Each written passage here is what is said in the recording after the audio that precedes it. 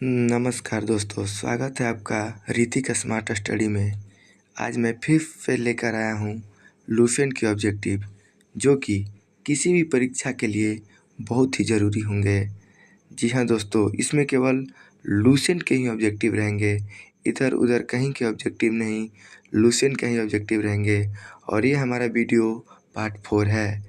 इससे पहले 3 video part 1 to 3 upload हो चुका है। अगर आप अभी तक नहीं देखे हैं तो जाकर एक बार ज़रूर देखिए। ठीक है दोस्तों, बिना टाइम वेस्ट करते हुए चलते हैं आगे। और आप हमारे चैनल पर नए हैं तो चैनल को ज़रूर सब्सक्राइब करें। ठीक है दोस्तों, तो चलिए पहले क्वेश्चन की ओर। और ये हमारा पहला क्वेश्चन है, किस काल में अछूत की अवधारणा स्पष्ट रूप से उदय हुई? मतलब किस काल में अछूत की अवधारणा उदय हुआ, उसका जन्म हुआ? तो इसका राइट आंसर हो जाएगा धर्मशास्त्र काल में। जी हाँ दोस्तों, धर्मशास्त्र काल में ही अछूत की अवधारणा स्पष्ट रूप से उदय हुई। ठीक है दोस्तों, तो इसका राइट आंसर डी हो जाएगा। चलिए आगे बढ़ते हैं। एशिया माइनर स्थित बोगजकोई का महत्व इसलिए है कि इसके ऑप्शन है, तो इसका राइट आंसर आपका हो जाएगा। देखिए लंबा है, लंबा वीडियो हो जाएगा, इसीलिए मैं आपको डायरेक्ट आंसर इसका बता देता हूँ। देखिए इसका ऑप्शन नंबर ए इसका राइट आंसर हो जाएगा। वहाँ जो अभिलेख प्राप्त हुए हैं उनमें 4 वैदिक देवताओं इंद्र, वरुण, मित्र, नतस्य का उल्लेख मिलता है। ठीक है, तो इसका राइट आंसर आपका ए हो जाएगा। चलिए दोस्तों आगे बढ़ते हैं। इसमें जितने भी क्वेश्चन रहेंगे वो सारे लुसेंट के रहेंगे, इसीलिए आपका ये क्वेश्चन लंबा भी हो सकता है, इसलिए आप लोग इससे घबराइएगा मत। चलिए अगला क्वेश्चन देखते हैं। क्वेश्चन नंबर 3, गायत्री मंत्र किस पुस्तक में मिलता है? जो गायत्री मंत्र है वो किस पुस्तक में मिलता है? तो ये हो जाएगा आपका right answer option number A, Rigveda में मिलता है गायत्री मंत्र। ठीक है दोस्तों, जल्दी जल्दी बढ़ेंगे आगे। चलिए क्वेश्चन नंबर 4, न्याय दर्शन को प्रचारित किया था? न्याय दर्शन को किसने प्रचारित किया था? तो गौतम ने। इसका राइट आंसर हो जाएगा बी, गौतम। ठीक है दोस्तों, जल्दी जल्दी आगे बढ़ेंगे। क्वेश्चन नंबर 5, प्राचीन भारत में निष्क में जाने जाते थे। प्राचीन भारत में निष्क से जाने जाते थे, तो कौन जाने जाते थे निष्क से? तो 5 का आपका राइट आंसर हो जाएगा स्वर्ण आभूषण। स्वर्ण आभूषण को निष्क कहा जाता था। जी हाँ दोस्तों, स्वर्ण आभूषण को निष्क कहा जाता था। ठीक है, आगे बढ़ते हैं। योग दर्शन के प्रतिपादक थे। योग दर्शन के प्रतिपादक कौन थे? तो इसका राइट आंसर हो जाएगा आपका पतंजलि। ठीक है दोस्तों, पतंजलि इसका राइट आंसर हो जाएगा। चलिए जल्दी जल्दी देखेंगे। ये क्वेश्चन आप लोगों को थोड़ा हार्ड लग सकता है, लेकिन ये जितने भी क्वेश्चन है बहुत ही वीवीआई है, और ये सारे क्वेश्चन लुसेंट किताब के हैं। मैं इधर उधर कहीं के क्वेश्चन नहीं लेकर डायरेक्ट आपको लुसेंट का ही क्वेश्चन आंसर करवा रहा हूँ। ठीक है दोस्तों, आगे बढ़ते हैं। क्वेश्चन नंबर 7, उपनिषद पुस्तकें हैं। उपनिषद पुस्तकें हैं, तो 7 का आपका राइट आंसर हो जाएगा दर्शन पर। दर्शन पर ही उपनिषद पुस्तकें हैं। राइट आंसर आपका डी हो जाएगा। चलिए दोस्तों आगे बढ़ते हैं। आरंभ वैदिक साहित्य में सर्वप्रथम वर्णित नदी है, तो इसका राइट आंसर आपका हो जाएगा कौन वर्णित नदी है? तो 8 का आपका राइट आंसर हो जाएगा सिंधु। सी आपका राइट आंसर हो जाएगा। चलिए आगे बढ़ते हैं। क्वेश्चन नंबर 9, उपनिषद काल के राजा अश्वपति शासक थे। अश्वपति शासक थे, कहाँ के थे? उपनिषद काल के राजा अश्वपति शासक थे, तो इसका आपका राइट आंसर 9 का राइट आंसर हो जाएगा केकय। केकय के राजा अश्वपति शासक थे। ठीक है दोस्तों, आगे बढ़ते हैं। अध्यात्मक ज्ञान के विषय में नचिकेता और यम का संवाद किस उपनिषद में प्राप्त होता है? जी हाँ दोस्तों, क्वेश्चन पढ़ लीजिएगा और इस 10 का राइट आंसर हो जाएगा कठोपनिषद में। कठोपनिषद इसका राइट आंसर हो जाएगा। चलिए आगे बढ़ते हैं। वैदिक नदी कुंभा काबुल का स्थान कहाँ निर्धारित होना चाहिए? काबुल का स्थान आपका कहाँ निर्धारित होना चाहिए? तो 11 का आपका राइट आंसर हो जाएगा अफगानिस्तान में, जो कि ऑप्शन नंबर ए में है। देखते हैं क्वेश्चन नंबर 12 को।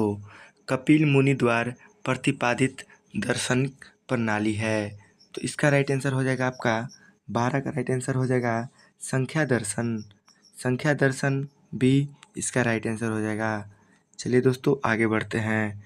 भारत के किस स्थल की खुदाई में लौह धातु के प्रचलन की प्राचीनतम प्रमाण मिले हैं? तो इसका राइट आंसर हो जाएगा 13 का आपका अंतर, ये हो जाएगा अंतर जी खेड़ा। अंतर जी खेड़ा इसका राइट आंसर हो जाएगा। ठीक है दोस्तों आगे बढ़ते हैं। निम्नलिखित में से किसका संकलन ऋग्वेद पर आधारित है? तो 14 का आपका हो जाएगा राइट आंसर सामवेद। ठीक है दोस्तों आगे बढ़ते हैं। क्वेश्चन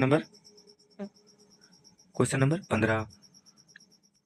निम्नलिखित में कौन प्रस्थान यात्री में शामिल नहीं है? 15 का आपका राइट आंसर हो जाएगा भागवत। भागवत इसका राइट आंसर हो जाएगा। ठीक है दोस्तों आगे बढ़ते हैं। कर्म का सिद्धांत संबंधित है। कर्म का सिद्धांत संबंधित है तो किससे संबंधित है दोस्तों? तो 16 का हो जाएगा मीमांस, जो कि ऑप्शन नंबर बी में है। मीमांस इसका राइट आंसर हो जाएगा।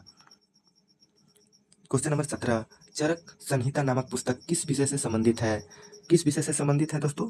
तो आपका 17 का राइट आंसर हो जाएगा चिकित्सा से संबंधित है। ठीक है दोस्तों जल्दी जल्दी क्वेश्चन करेंगे, ज़्यादा टाइम नहीं लेंगे दोस्तों। क्वेश्चन लंबा है, हार्ड है, लेकिन ये उपयोगी क्वेश्चन है दोस्तों। ठीक है दोस्तों, तो आप लोग इससे घबराइएगा मत कि क्वेश्चन लंबा है, हार्ड है। इसको नोट भी आप लोग जरूर कीजिएगा। ठीक है दोस्तों, बढ़ते हैं 18 नंबर सवाल पर। यज्ञ संबंधित विधि विधानों का पता चलता है। 18 का इसका राइट आंसर हो जाएगा यजुर्वेद से ही यज्ञ संबंधित विधि विधानों का पता चलता है। तो राइट आंसर इसका हो जाएगा ऑप्शन डी। Question number 19। वैदिक योगिन सभा ये मंत्री परिषद थी। वैदिक योगिन सभा मंत्री परिषद थी। इसका राइट आंसर सी हो जाएगा। चलिए दोस्तों जल्दी जल्दी करेंगे। वैदिक युग में प्रचलित लोकप्रिय शासन प्रणाली थी। तो 20 का आपका राइट आंसर हो जाएगा गणतंत्र। गणतंत्र आपका राइट आंसर हो जाएगा सी, इसका राइट आंसर हो जाएगा। ठीक है दोस्तों, एक मिनट, सी इसका राइट आंसर हो जाएगा। चलिए दोस्त आगे बढ़ते हैं। सबसे प्राचीन वेद कौन सा है? सबसे प्राचीन वेद कौन सा है? तो आप सभी को पता होगा कि ये VBI सवाल है, तो इसका right answer option number D हो जाएगा। ठीक है दोस्तों आगे बढ़ते हैं। निम्नलिखित में से कौन भारतीय दर्शन की आरंभिक विचारधारा है? तो इसका आपका राइट आंसर हो जाएगा 22 का आपका राइट आंसर हो जाएगा संख्या। इसका संख्या आपका राइट आंसर हो जाएगा, जो कि ऑप्शन नंबर ए में है। चलिए दोस्त आगे बढ़ते हैं। संख्या, योग, न्याय, वैशेषिक, मीमांसा एवं वेदांत इन 6 भिन्न भारतीय दर्शनों के स्पष्ट रूप से अभिव्यक्त हुई है। तो इसका आपका राइट आंसर हो जाएगा 23 का वैदिक युग में इसका राइट आंसर हो जाएगा। चलिए दोस्तों आगे की ओर बढ़ते हैं। सवाल नंबर 24 में 40 क्वेश्चन है दोस्तों, बहुत टाइम लगेगा, इसलिए थोड़ा आज जल्दी जल्दी खींच रहे हैं, लेकिन आप धैर्य से अपना पढ़िएगा और इसको सारे क्वेश्चन को नोट कर लीजिएगा। चलिए 24 को देखते हैं। निम्नलिखित में वह दस्तकारी कौन सी है जो आर्य द्वारा व्यवहार में नहीं लाई गई थी? तो 24 का आपका राइट आंसर हो जाएगा लुहार। लुहार आपका ऑप्शन नंबर डी आपका राइट आंसर हो जाएगा। ठीक है दोस्तों आगे बढ़ते हैं। ऋग्वेद के किन 6 मंडलों का वंश मंडल गोत्र मंडल कहा जाता है? ठीक है दोस्तों, तो इसका 25 का आपका राइट आंसर हो जाएगा टूर्य मंडल से 7वें मंडल। ठीक है दोस्तों, 7वें मंडल तक ये इसका राइट आंसर हो जाएगा। Question number 26। किस वेद में जादुई माया और वशीकरण का वर्णन है? तो इसका राइट आंसर आपका हो जाएगा 26 का ऑप्शन नंबर डी अथर्ववेद। ठीक है दोस्तों आगे बढ़ते हैं। आर्य शब्द इंगित करता है, आर्य शब्द इंगित करता है श्रेष्ठ वंश को, श्रेष्ठ वंश को आर्यगत इंगित करता है। ठीक है दोस्तों आगे बढ़ेंगे। ऋग्वेद में कुल कितने मंडल हैं? ऋग्वेद में कुल 7 मंडल है। 7 आपका राइट आंसर हो जाएगा। आर्य भारत में संभवतः आए मध्य एशिया से आता है। सबसे ज़्यादा जो आय आता है वो मध्य एशिया से आता है। ठीक है दोस्तों, 30 नंबर। कौन सा वेद असंत गद्य रूप में भी रचित है? तो 30 का आपका राइट आंसर हो जाएगा यजुर्वेद, जो कि ऑप्शन नंबर बी में है। साबा और समिति प्रजापति की 2 पुत्रियाँ थी। इनका उल्लेख किस वेद में मिलता है? तो दोस्तों इन दोनों प्रजापति 2 पुत्रियों का उल्लेख इस 31 का ये हो जाएगा आपका अथर्ववेद। जी हाँ, अथर्ववेद में इन 2 पुत्रियों का उल्लेख मिलता है। ठीक है दोस्तों, आगे बढ़ेंगे। ऋण वैदिक युग की प्राचीनतम संख्या कौन सी थी? ठीक है दोस्तों, तो इसका राइट आंसर आपका हो जाएगा विदय। सवाल नंबर 33, ब्राह्मण ग्रंथों में सर्वाधिक प्राचीन कौन है? तो इसका आपका 33 का आपका राइट आंसर हो जाएगा शतपथ ब्राह्मण। शतपथ ब्राह्मण आपका राइट आंसर हो जाएगा। ठीक है दोस्तों, थोड़ा जल्दी बढ़ रहे हैं, क्वेश्चन क्योंकि ज़्यादा है। चलिए क्वेश्चन नंबर 34, गोत्र व्यवस्था प्रचलन में कब आई? गोत्र व्यवस्था प्रचलन में उत्तर वैदिक काल से आई। जी हाँ दोस्तों, उत्तर वैदिक काल, जो कि ऑप्शन नंबर सी यानी कि बी है, गलती से टाइप हो गया दोस्तों, इसके लिए आप घबराइएगा मत। इसका राइट आंसर उत्तर वैदिक काल होगा। क्वेश्चन नंबर 35, अनुलोम विवाह का अर्थ क्या है? तो इसका 35 का आपका हो जाएगा निम्न वर्ग पुरुष का उच्च वर्ण नारी के साथ विवाह। इसका राइट आंसर बी हो जाएगा। ठीक है दोस्तों, आगे बढ़ते हैं। प्रतिलोम विवाह तब माना जाता था, प्रतिलोम विवाह तब माना जाता था जब उच्च वर्ण की नारी निम्न वर्ग के पुरुष के साथ विवाह कर लेती थी, जो कि ऑप्शन नंबर बी में है।